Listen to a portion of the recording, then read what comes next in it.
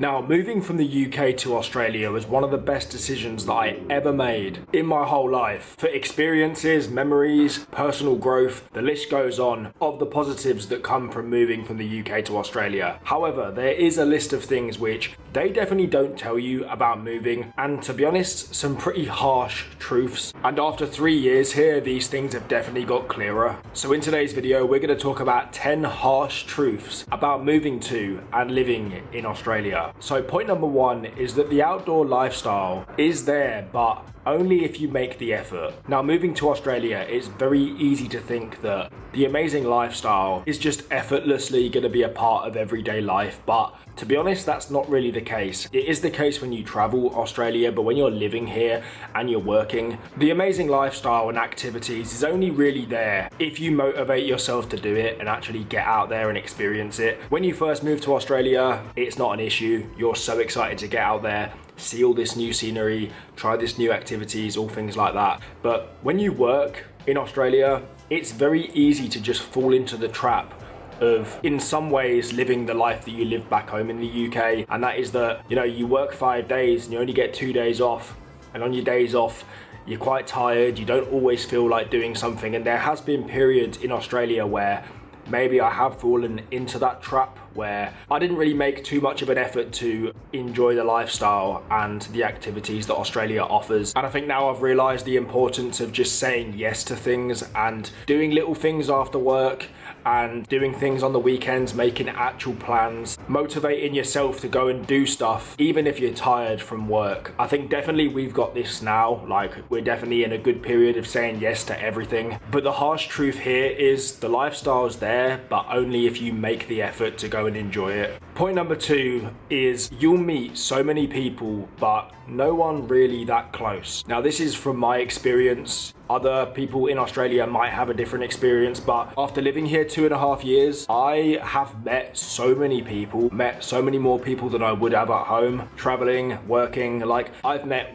10 times the amount of people that I would have met than if I just stayed in my hometown. The only issue is none of them people are really close. What I've done over the last couple of years is move around so much, work in different places, travel. So meeting close friends in that short period of time is quite hard. Don't get me wrong, I've met loads of good people in Australia, but no one as close as my friends back home that I've known for years, if you know what I mean. And it's something that you will realise after a while living in Australia. It's just the reality. Point number three is at some point during your move, or at least my move, I definitely got caught in the dilemma of whether to get permanent residency or not. Now, this is a decision that I feel like a lot of people have to make when they move. It's not something you have to make straight away, but when you've done a couple of years and you know your visa's going to run out, you do have a decision to make. And we definitely went through this about a year ago. We knew that we were coming back to Australia for our 3rd year, and we had to decide whether we were going to spend that year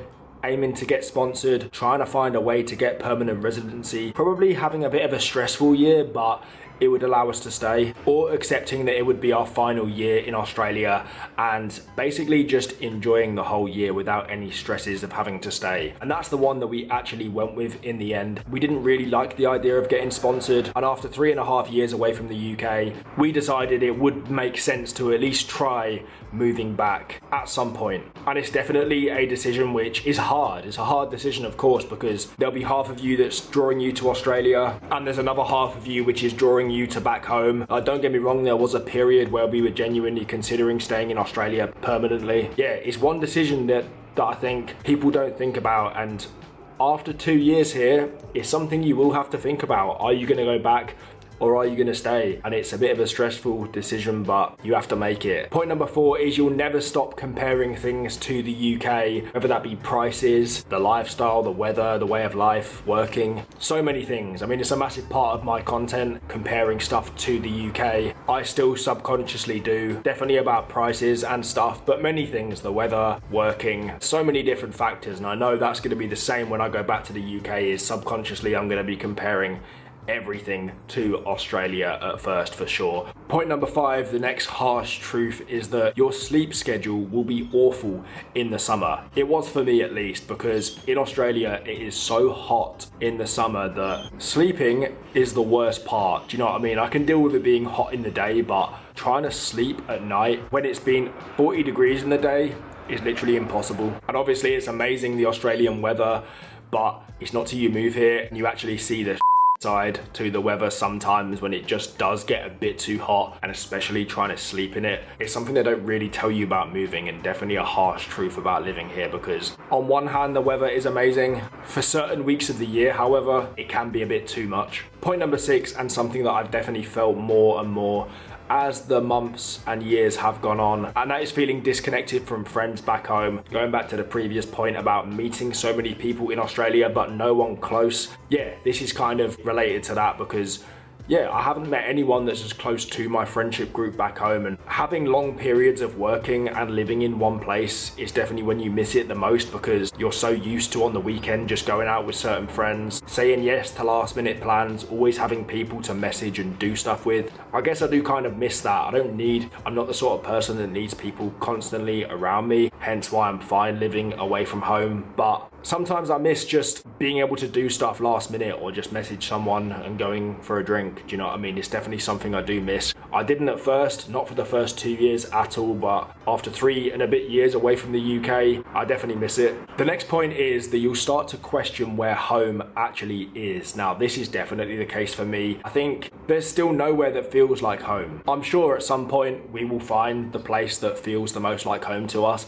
I'm not gonna lie, going back to my actual home in the UK didn't particularly feel like home. I'm in Perth right now, which I would say in Australia is definitely by far the place that I feel the most at home, but does it feel like my true home? No, not really. You kind of have this weird period where you've lived in so many places, you feel quite disconnected from your house and stuff back home. You don't really feel like you've got a home. Do you know what I mean? People say, where's your home?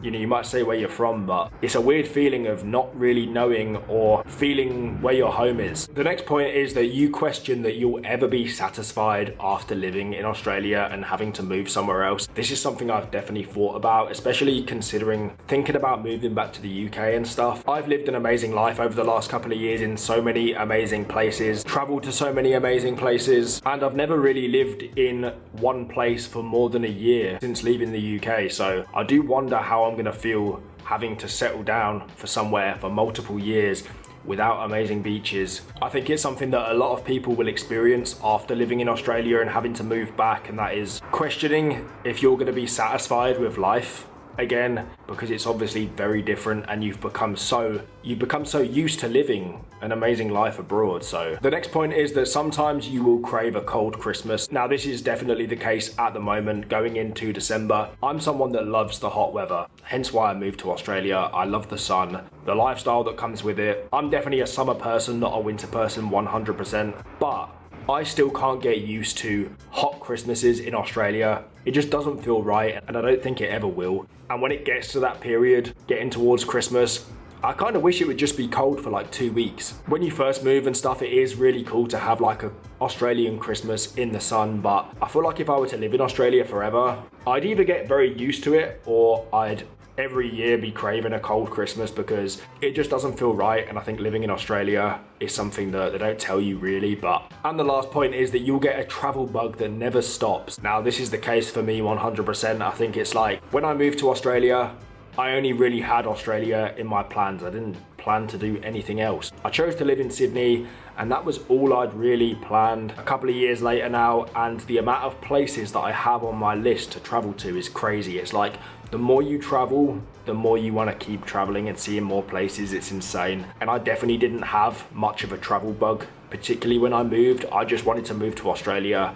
Now my list of places I want to see, even though we're going to move somewhere else, is still massive. And I think people who move to Australia, it's going to go 2 ways. You're either going to miss home and just crave having that homely feel, or it's going to give you the craziest travel bug ever. So they are 10 harsh truths about living here in Australia from personal experience. Let me know your thoughts in the comments, and I'll see you very soon with another video.